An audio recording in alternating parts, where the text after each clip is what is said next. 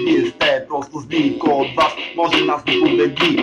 Много зло сме видяли и много са ни били. Не сме на никой драги или пък мили. За това обаче ние сме толкова силни и умни, а вие сте все същите глупаци малумни. Писна ми да ни завиждат всякакви курви мъжки, които ги ят, че имат само срамни дъжки. Не ме нервири, бе неща си вие, дема на главата, да не се окажеш с които стата. Почнахме да пеем и една задръжка не остане, ние сме чисто нова бодра смяна.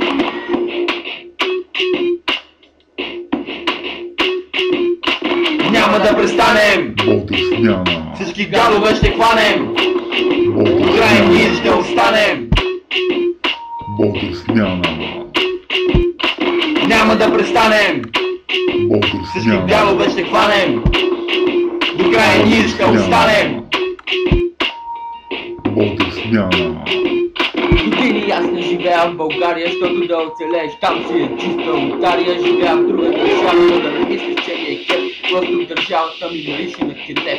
Истина е, че за там ми е жал не било, но брат, че сега там всичко е гнило. Преди време радиото Подна Европа, значи си спусне тук, за да живееш. Днес сега ти скъпия лукс и днес парламента поредната запунена драма. Обаче брат, че всичко е лъжа и измама, а президентът е Ивана Ебара. Чинките ни много болка, но народа казва аз оцелях и от вас не е така.